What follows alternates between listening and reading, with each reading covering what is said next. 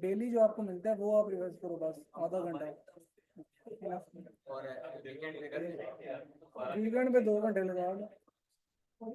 आपका ये है ना? हाँ, लास्ट टाइम थी मेरी एफसी की, उसके बाद पीएलसी आ गया। तो कैफे कैफे हम्म।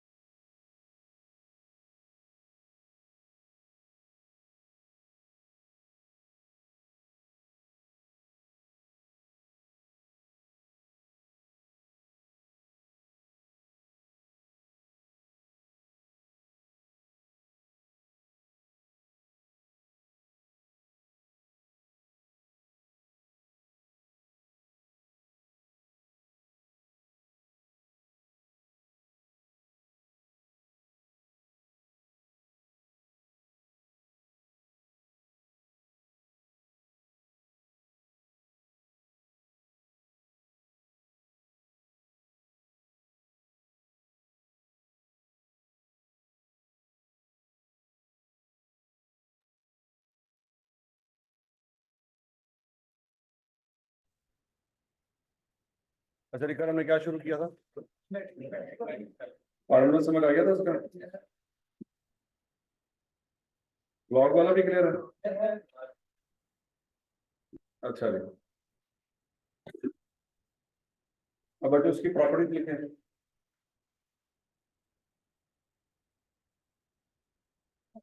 पहली प्रॉपर्टी क्या है, geometric mean of a constant is constant.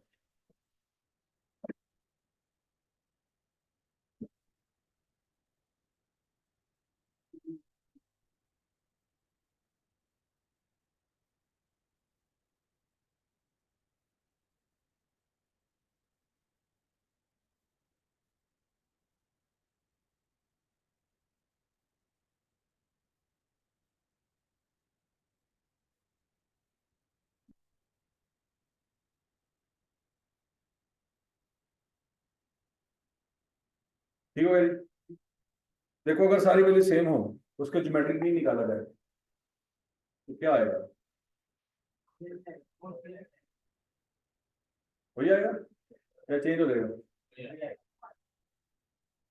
दूसरी प्रॉपर्टी लिखें, geometric mean can not be calculated when any value in the data is negative.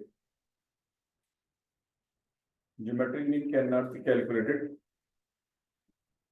when any value in the data is negative.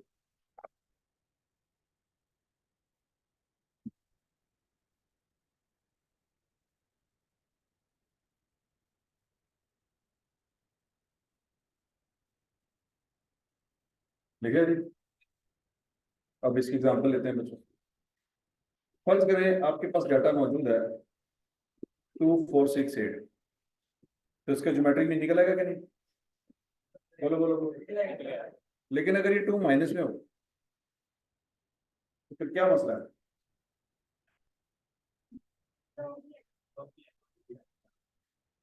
Log से पहले भी कोई formula पड़ा है।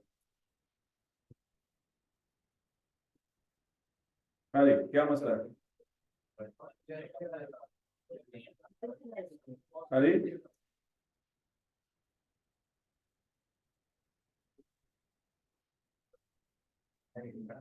Check करें, शाबाश शाबाश शाबाश शाबाश।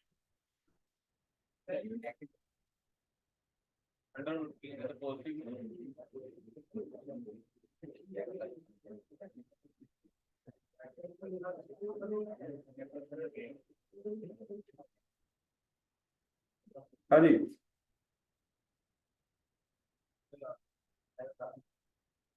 क्यों, जब ये सारी वैल्यूज को मल्टीप्लाई करेंगे आंसर नेगेटिव में आएगा और नेगेटिव वैल्यू का रूट नहीं आता। तो ये बात सबको समझ आएगी। अच्छा लॉग लेंगे तो फिर क्या होगा, -2 का लॉग आ सकता है, चेक करें, शाबाश शाबाश शाबाश।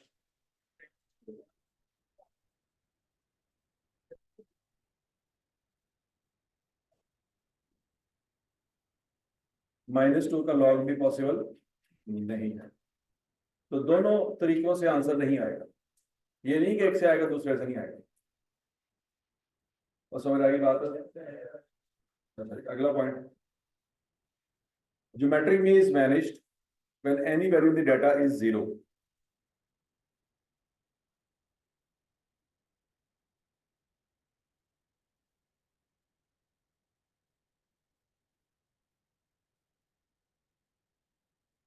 Geometric mean is vanished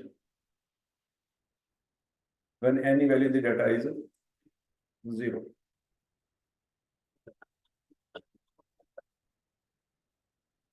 अब जरा देखते हैं बच्चों, अगर ये -2 की जगह मैं 0 लिख दूं तो क्या होगा, सब कुछ 0 हो जाएगा, और अगर 0 का लॉग ले रहे तो 0 आएगा।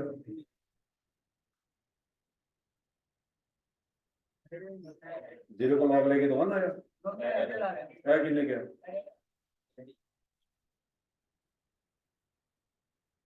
तो समझ आएगी सबको। तो बच्चों अगर डाटा में एक वैल्यू भी 0 हो जाएगी तब भी ज्योमेट्रिक मीन पॉसिबल। लेकिन बच्चों याद रखना, अगर डाटा में वैल्यू 0 हो जाए तब भी अरिथमेटिक मीन पॉसिबल है। सोचो। अरिथमेटिक मीन सम है। और अगर वैल्यू नेगेटिव है तब भी तभी arithmetic mean, geometric mean he निकलेगा लेकिन अरिथमेटिक मीन निकल सकता। Point number 4, geometric mean is best average for percentages, rates, proportions, return on investments and index numbers.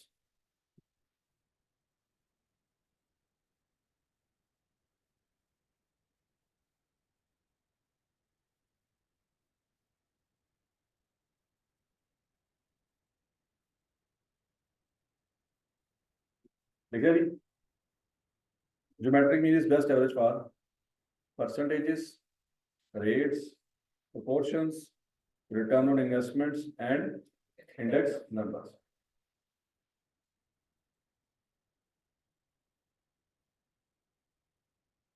Return on investment हमने पढ़नी है चैप्टर नंबर 5 फाइनेंस में, और इंडेक्स नंबर पढ़ना है हमने चैप्टर नंबर 9 में।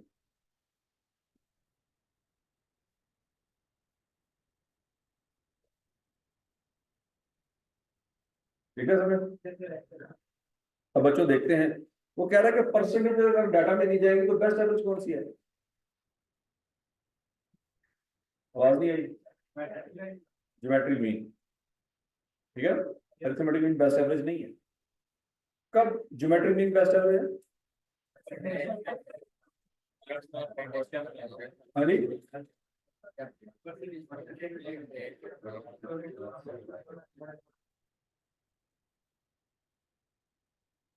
अब जरा सवाल लिखे शाबाश। A person got increase in his salary.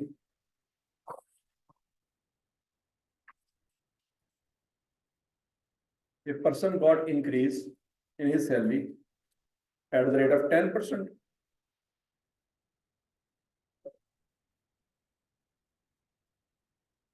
At the rate of 10%, 6%, and 14%.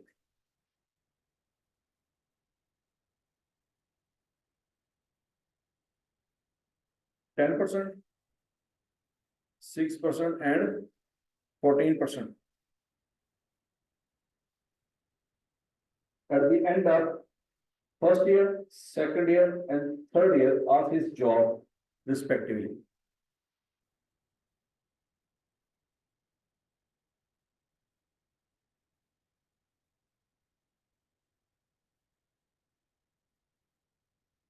At the end of first year, second year, third year of his job, respectively. Again, find his annual average percentage increase.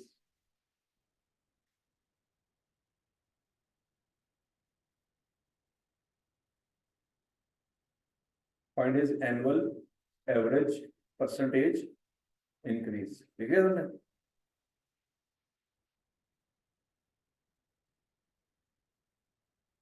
बोलो तो सही। अच्छा, अब बच्चों सवाल में आपको 3 percentage दी गई हैं, कौन कौन सी?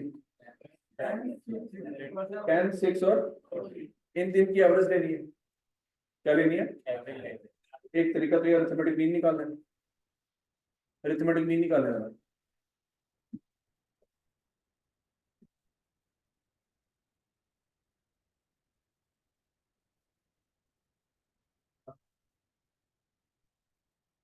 अरिथमेटिक मीन निकालना शाबाश।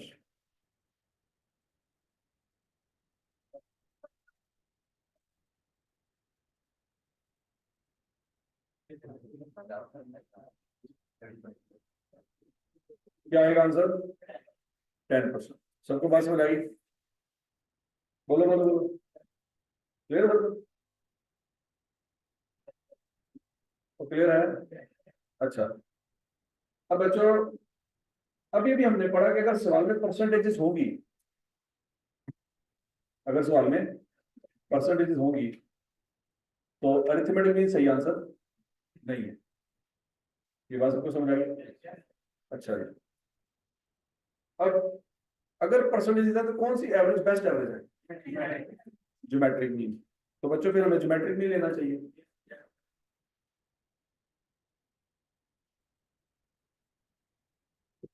अच्छा जी, अब बच्चों जरा सुनो, आपको पता है बच्चों परसेंटेजेस खुद से कोई वैल्यू नहीं होती, परसेंटेज हमेशा किसी और वैल्यू की ली जाती है। तो अगर ये 10% है तो किसी वैल्यू का होगा ना, तो जिस वैल्यू का ये 10% है वो वैल्यू खुद कितने परसेंट होगी? 85%, 90%, कितने परसेंट? तो जो वैल्यू जिसकी परसेंटेज ली जाती है वो वैल्यू हमेशा खुद क्या होती है? 100% होती है। तो जब उसमें 10% इजाफा होगा कि कमी होगी? आवाज नहीं आई। इजाफा होने के बाद वो परसेंटेज क्या हो जाएगी? 110%। सोचो सोचो सोचो सोचो। तो बच्चों ये 110% समझ आया कहां से आया? ले रहा? अच्छा, फिर अगला इंक्रीमेंट कब लगा? कितना? तो 6% किसका है? ये 6% जिस वैल्यू का लेंगे वो वैल्यू खुद कितने परसेंट होगी? 100%। तो उसमें जब 6% इजाफा होगा तो क्या बनेगी? 106%। एक बात समझ आई? तीसरा परसेंटेज कितनी है? तो किसकी परसेंटेज है ये? 100 की। तो उसमें जब 14% जमा करेंगे तो क्या हो जाएगा? 114%। क्या ये पॉइंट सबको समझ आया? अब इन तीनों परसेंटेज में क्या करेंगे? मल्टीप्लाई करेंगे। क्या करेंगे? अब वैल्यूज कितनी है और मल्टीप्लाई कर रहे हैं, तो जब मल्टीप्लाई करते हैं तो अरिथमेटिक मीन का फार्मूला लगता है। किसका लगता है? क्यों? हाँ? तो इसका क्या करेंगे? निकाले जरा शाबाश।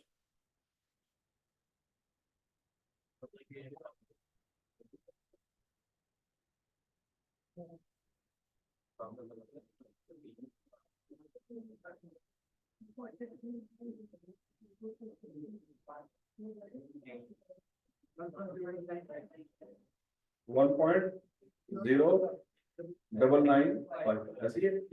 और बच्चों याद रखना, हमने जो एवरेज निकाली थी तो वो तो 10 और 6 और 14 की थी। हमने जो एवरेज निकाली थी किसकी निकाली थी? 10, 6 और 14 की। लेकिन हमने जो वैल्यू निकाली है वो 110, 106 और 114 की निकाली है। सोचो सोचो सोचो।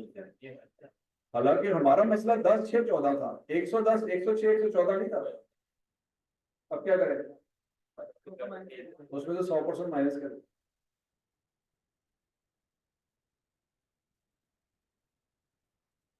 तो क्या आंसर आएगा?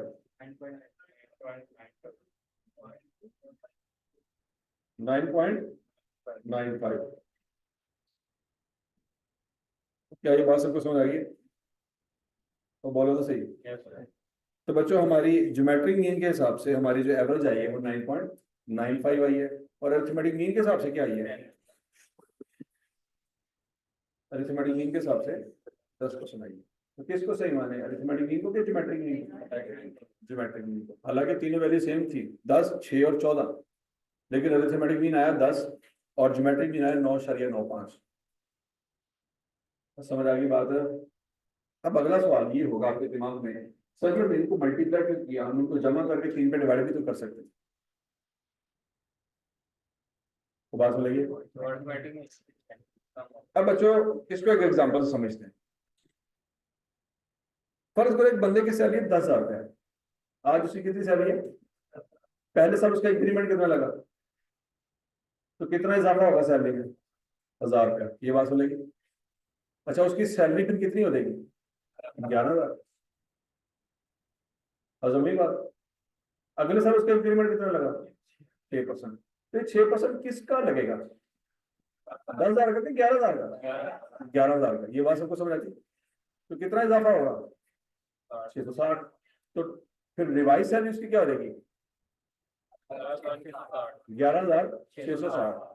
तीसरे साल इंक्रीमेंट कितना लगा? 14%। ये 14% किसका लेंगे? 11,660 का। तो कितना इजाफा होगा?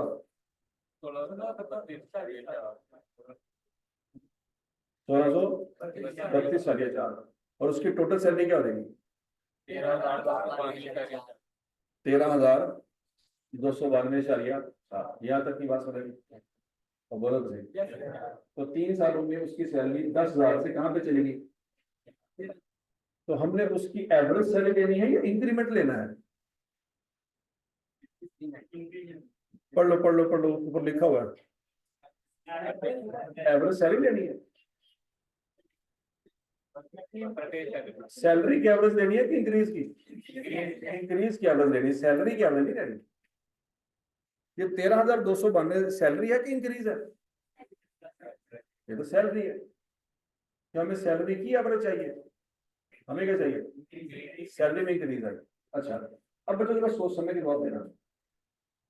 अगर मैं 10,000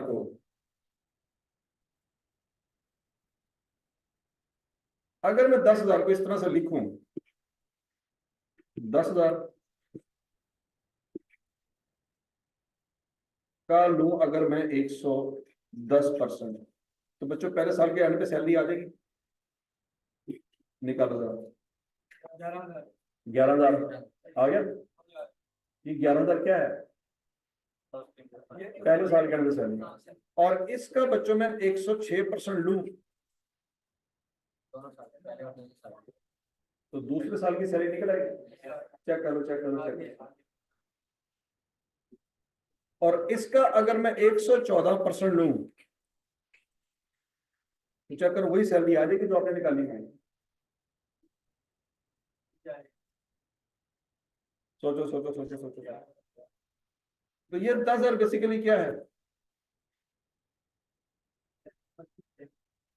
है? 10,000 क्या है? सैलरी है ऐसी। लेकिन इसके साथ ये जो मल्टीप्लाई हो रहा है ये क्या है? तो हमने इन तीनों का ज्योमेट्रिक भी लेना है या 10,000 को भी बीच में शामिल कर लें? और ये तीनों आपस में मल्टीप्लाई हो रहे हैं कि जमा हो रहे हैं? मल्टीप्लाई हो रहे हैं, जमा तो नहीं हो रहे। तो अगर ये तीनों आपस में मल्टीप्लाई हो रहे हैं तो अरिथमेटिक मीन लेना चाहिए। क्यों? क्योंकि ज्योमेट्रिक मीन में चीजें मल्टीप्लाई होती है, अरिथमेटिक मीन में मल्टीप्लाई नहीं होती। ठीक हो गया? और बच्चे इन तीनों को मल्टीप्लाई कर रहे हैं तो इन तीनों का क्यूब रूट लेंगे, आंसर निकालें।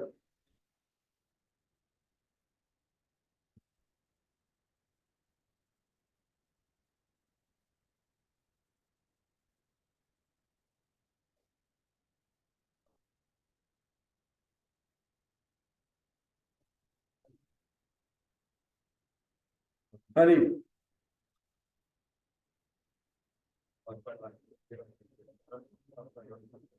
क्या आंसर आता है? 1.0995।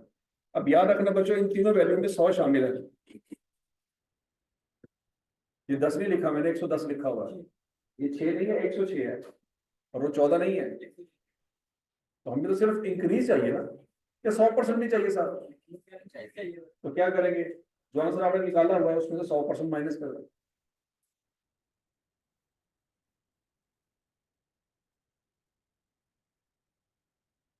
और समझ आ गई है? इस तरह से करने से बच्चों वही आंसर आता है जो आपने निकाला था, 13,292.4। पहले तो ये चेक कर लो क्या इस पे इमाम है, ये हमें सही आंसर दे रहा है। हमने स्टेप बाय स्टेप आंसर निकाला था। तीसरे साल के अंदर सैलरी कितनी थी? 13,292.4। और वही आंसर यहाँ से भी आ रहा है, ऐसे ही है ना? इस 10,000 तो पहले साल की सैलरी है, इसको कर दो साइड में। बाकी 3 चीजें, जिसने 10,000 को 13,000 बनाया वही तो है इजाफा, उसका ज्योमेट्रिक मीन है। तो समझ आ गई बात की? तो बच्चों हमारा फिर करेक्ट आंसर क्या आएगा? 9.95। अब इसका मतलब क्या है? इसका मतलब यह है कि अगर ये कंपनी इस बंदे को तीनों सालों में 9.95% इंक्रीमेंट लगा के दे रही होती तो इसकी सैलरी इतनी होती। सोचो सोचो सोचो सोचो। तीनों जगह पे एक ही वैल्यू आ रही होती। पहले साल भी उतना इंक्रीमेंट लगता है, दूसरे साल भी उतना लगता है, तीसरे साल भी उतना ही लगता। तो तीसरे साल के एंड पे उसकी सैलरी 13,292.4 ही होनी चाहिए। अभी हम साबित करते हैं कैसे। अब बच्चों फर्ज करो पहले साल उसकी सैलरी थी 10,000, कितनी सैलरी थी 10,000, उसमें इंक्रीमेंट लगा दी 1.095 का, कैलकुलेट करें थोड़ा सा बच्चों, 1.0995, या आप ऐसे भी लिख लें 10,000 इंटू 109.95%। पहले साल कितना इंक्रीमेंट लगा जी,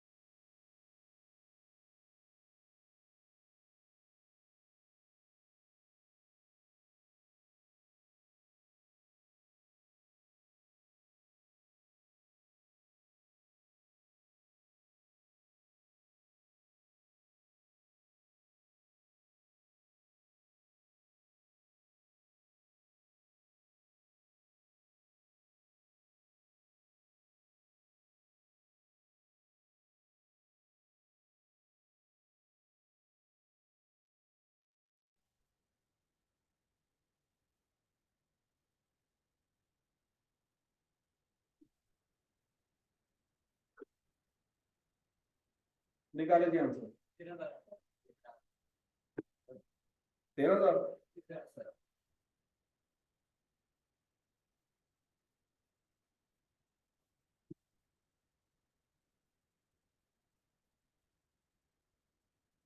एग्जैक्ट,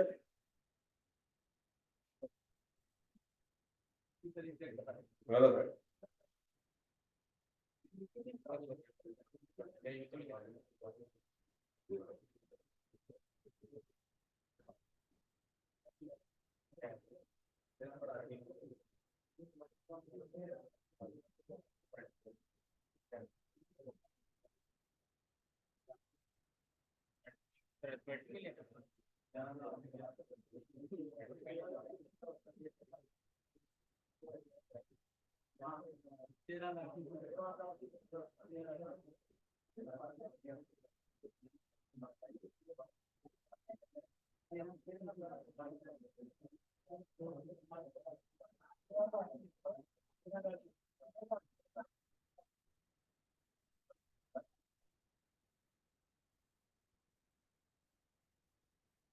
तेरह हजार 310, समझ आइए नहीं। अगर अरिथमेटिक मीन सही होता तो फिर 3 सालों बाद उतना ही आंसर आता जो हम पहले निकाल के बैठे थे। हमारा वैसे आंसर क्या आ रहा था 13,292, लेकिन अरिथमेटिक मीन से हमारा आंसर क्या आ रहा है 13,310। ये आंसर तो ठीक नहीं आ रहा, लेकिन जो आंसर ठीक आ रहा है वो कहाँ से आ रहा है, ज्योमेट्रिक मीन से सही आंसर आ रहा है। और समझ आ गई है बात। अगला पॉइंट, अब बच्चों फर्ज करो सवाल आपको दिया जाता है a car decrease in the value at the rate of 10%, 6% and 14%।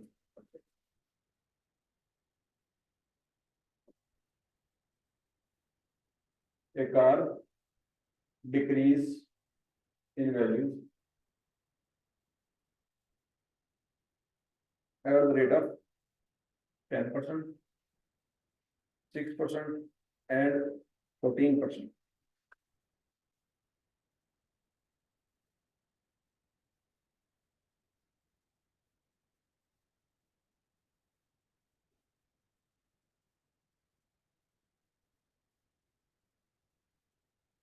At the end of first year, second year, and third year respectively.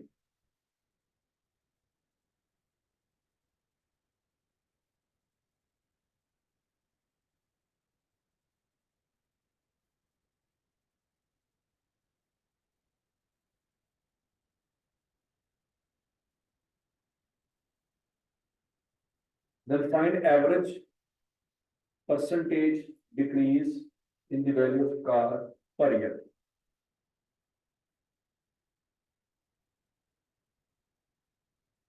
Average percentage decrease in the value of car per year.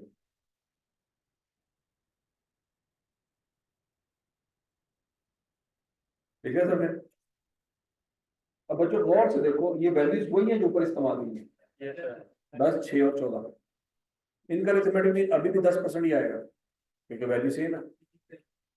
लेकिन अब की बार क्या हो रहा है, इजाफा होने की बजाय कमी हो रही है। सैलरी में इजाफा होता है लेकिन कार की वैल्यू में कमी होती है। क्या ये बात समझ आ गई? फर्ज करो पहले साल कार की वैल्यू 100 थी, तो अगले साल कार की वैल्यू में क्या होगा,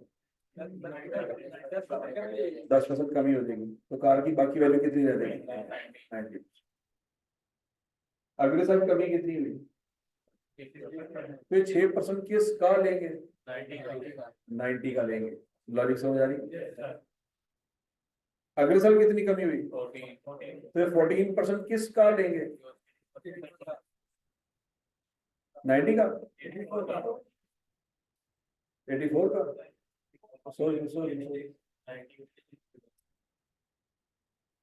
और 90 का 6 गया तो 6 आता है।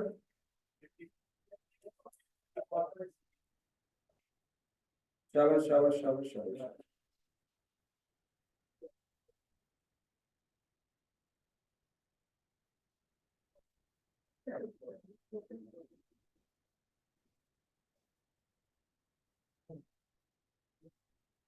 शाबाश शाबाश शाबाश शाबाश।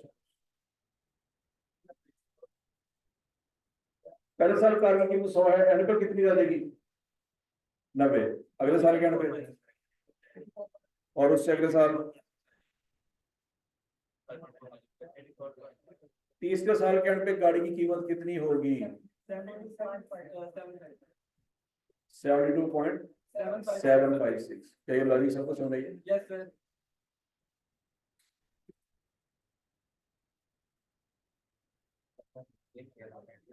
मुझे बताओ ये 90 कैसे निकाला आपने? 10% लिया तो 10 आता है, 90 थोड़ी आता है। क्या किया, माइनस किया, क्या प्लस किया, माइनस किया। माइनस क्यों किया, कमी आ रही है इसलिए माइनस। तो बच्चों मैं लिख सकता हूँ 100 इंटू 100% माइनस 10%। चेक कर दो, 90 आंसर आएगा।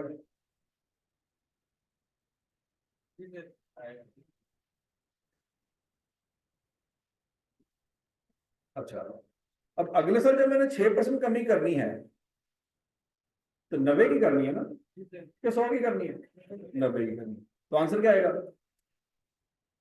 84.6। करके देखो बच्चों जरा, 100 माइनस 6 क्या 84.6 आंसर आता है?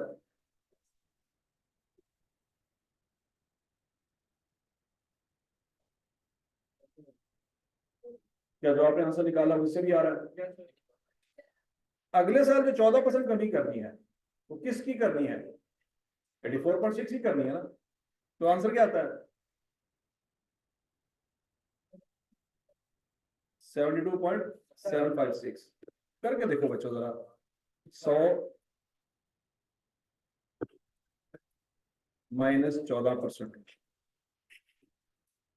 इस सब को सॉल्व करके देखो क्या आंसर 72.756 आ रहा है कि नहीं आ रहा। ऐसे ही है। तो बच्चों ये 100 तो कार की कीमत थी, इसको कर दो साइड पे, बाकी ये वाली वैल्यूज यूज हुई है, यही यूज हुई है ना। पहली वैल्यू क्या यूज हुई है, पहली वैल्यू क्या इस्तेमाल हुई है, आवाज नहीं आ रही, तो क्या इस्तेमाल हुई है, मर गए सारे। पहले चेक करो, अखा है ना, अखा चेक करो जरा पहले, क्योंकि नजर तो आ नहीं रहा। पहली वैल्यू क्या इस्तेमाल हुई है, 90%। अन्य सोचो जरा, ये 100 को किससे मल्टीप्लाई किया कि 90% आंसर आया, 10 से। और गूंगे बोलो तो सही, क्या 100 को मैंने 10 से मल्टीप्लाई किया था तो 90 आंसर आया था, माइनस किया था, तो मैंने सादा पास में किससे मल्टीप्लाई किया था, 90% से। सोचो किससे किया था। अगली साल मैंने 90 को किससे मल्टीप्लाई किया होगा कि 84.6 आया होगा, 6 से, 94 से। सोच लो सोच लो सोच लो, करके देख लो, कैलकुलेटर पकड़ो, सॉल्व करके देखो। सारे इंजीनियर उत्तर थले होने लगे सारे, इन्होंने बड़े बड़े प्लाजा बनाने से। मेडिकल वाले तो चलो वैसे ही फार्मर है, इंजीनियर के भी हालात कोई अच्छे नहीं है। हाँ भाई, 90 को किससे मल्टीप्लाई करें कि 84.6 आए, 6% से मल्टीप्लाई करने से आंसर नहीं आना। 94 से करेंगे तो मल्टीप्लाई करेंगे तो आंसर आएगा।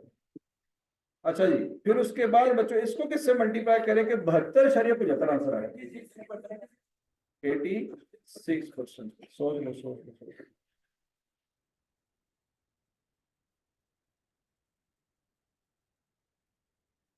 नहीं समझे, क्या उड़ गया सारा।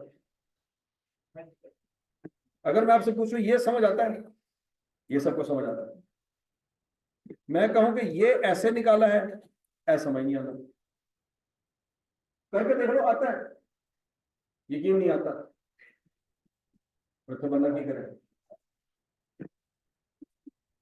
दोबारा सोचो कि 30 साल के एंड पे गाड़ी की कीमत 72 होगी, क्या ये बात हजम होती है, लेकिन वही आंसर मैं यहां से निकाल रहा हूं, हजम नहीं हो रहा, करके देखो।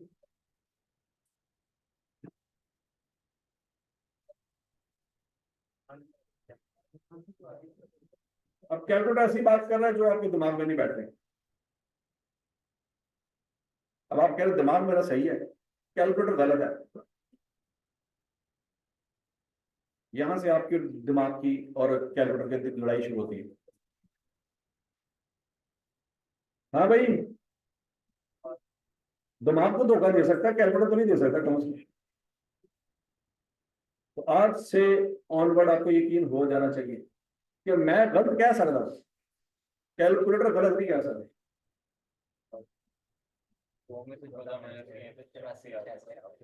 हाँ भाई, तसल्ली से कोई जल्दी नहीं। हाँ भाई डॉक्टर, ये तो इंजीनियर के हालात थे, डॉक्टर का तो और भी बड़ा फर्क हुआ है। वो समझ आई है, पता नहीं क्या हो रहा है, कुछ नहीं पल्ले पै रहा है। कौन सी मनूस खड़ी थी जब हमने सीए का सोचा, सीए तो सारे पल्ले पै गए। हाँ जी, क्या ये फीलिंग आ रही है, या आने में भी 6 महीने लगेंगे। सोच के क्या इस बात पे ईमान है कि 3 साल बाद 72 आंसर आना चाहिए, पहले तो ये सोच लो। तो आता है आंसर, तो वही 72 आंसर 90 इंटू 94 इंटू 86 करके आ रहा है, समझ आई। अब वो 90 94 और 86 मल्टीप्लाई हो रहा है, ये जमा हो रहा है, तो उसका क्यूब रूट ले लेंगे, ले जरा क्यूब।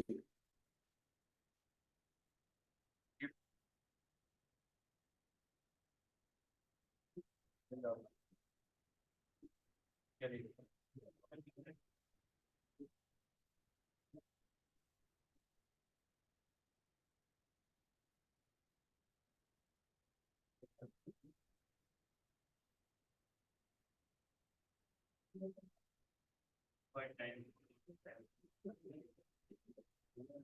जी,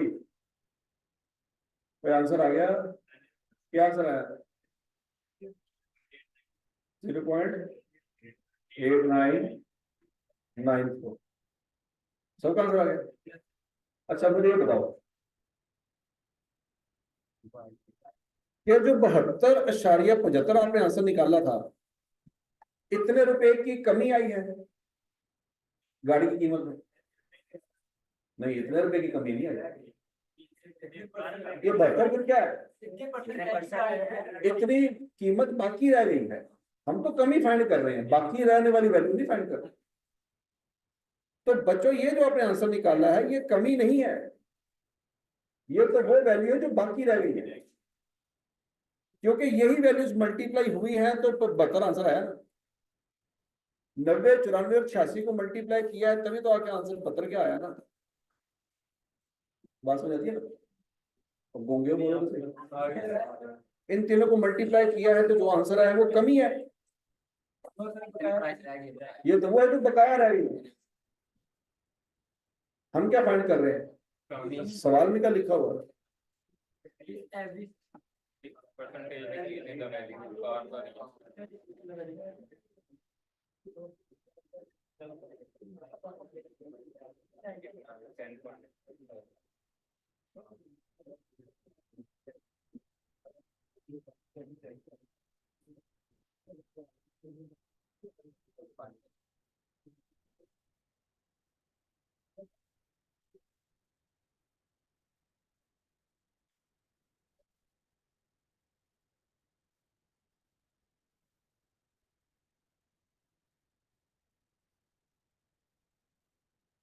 सवाल में क्या लिखा हुआ था बच्चों?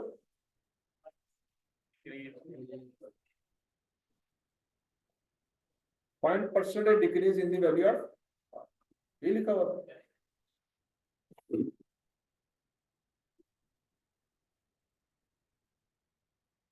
तो जो 89.94 आया है ये डिक्रीज नहीं है, ये तो रिमेनिंग वैल्यू, हमें चाहिए डिक्रीज। तो डिक्रीज कैसे आएगा बच्चों? इस 89 को हमने देखना है कि कहां से कहां आके गिरी। इनिशियल वैल्यू क्या थी? 100, अब कितनी है? तो कितनी कमी आई? 10.06, ये है डिक्रीज।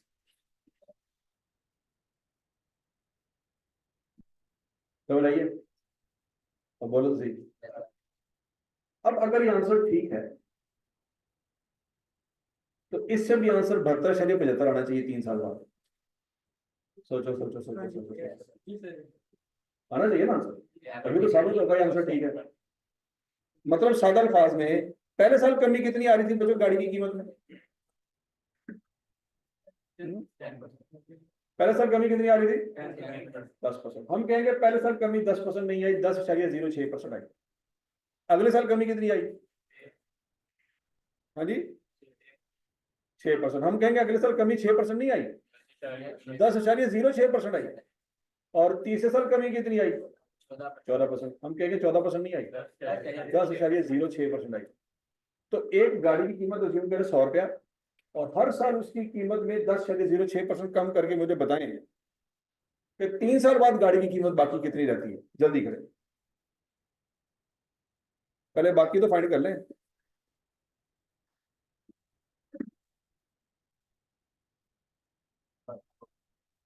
शाबाश शाबाश शाबाश।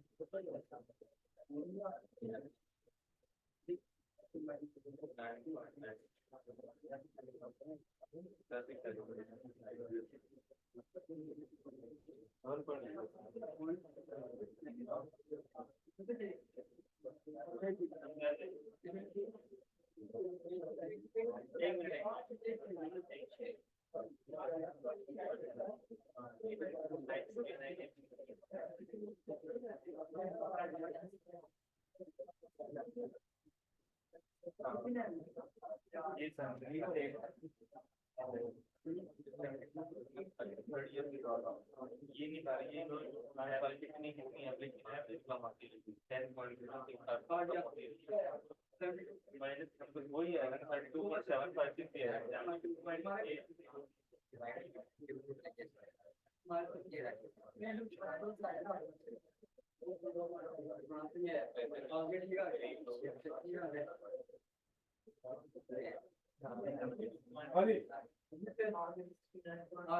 क्या आंसर आ गया? सबका आंसर आ गया? चेक करो शाबाश। और बोलो तो सही,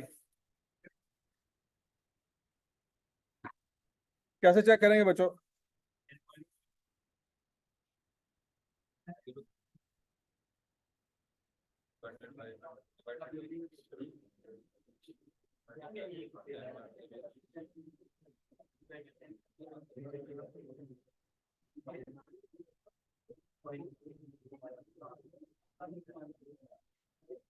हाँ भाई, और गाड़ी की बाकी कीमत कैसे फाइंड करेंगे?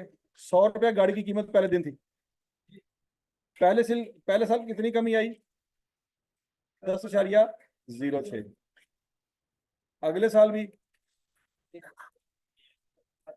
10.06 और अगले साल 10.06। आंसर निकाल के देखो।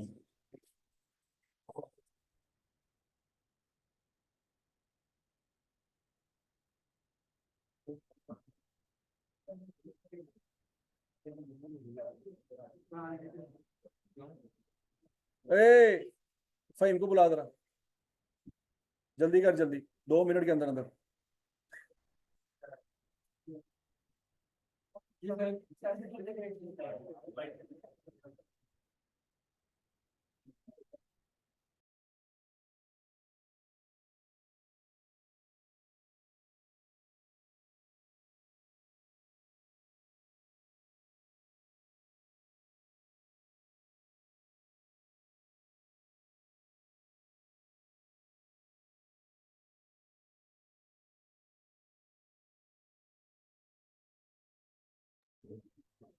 हाँ भाई,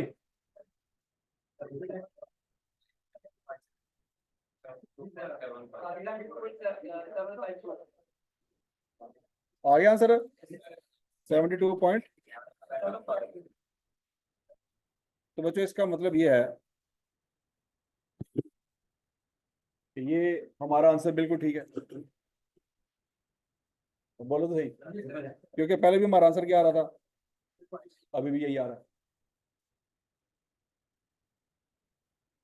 और ठीक है, तो इस पे एतबार आ गया है कि ये आंसर सही है कि गलत है।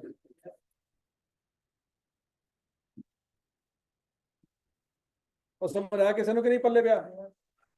नहीं पल्ले पे, नहीं तो बंदा मैक्सिमम की कर सकता। आप गाड़ी की कीमत अज्यूम करें 10 लाख, ठीक है? आपको तो यकीन नहीं आ रहा कि गाड़ी 100 रुपए की हो सकती, 10 लाख अज्यूम कर लो, फिर सवाल सॉल्व करके देख लो कि पहले साल गाड़ी की कीमत कितनी थी? 10 लाख। कितनी कमी आई? 10%। कितने रुपए की कमी आई? कितनी गाड़ी बाकी रह गई? अगले साल कितनी कमी आई? कितनी कमी आई? बाकी कीमत कितनी रह गई? अगले साल कितनी कमी आई? बोलो तो सही, कितने रुपए की कमी आई? बाकी कीमत कितनी रह गई? 7,27,500। अब मैं आपसे ये कह रहा हूं कि यही कमी 10 लाख रुपए की गाड़ी है, उसमें हर साल इतनी कमी करें, क्या कितनी? 10.06%। इस 100 की जगह 10 लाख रख लें। क्या रख लें? 10 लाख रख लें। तो 3 साल बाद आपकी गाड़ी की कीमत 7,27,560 आ जाएगी।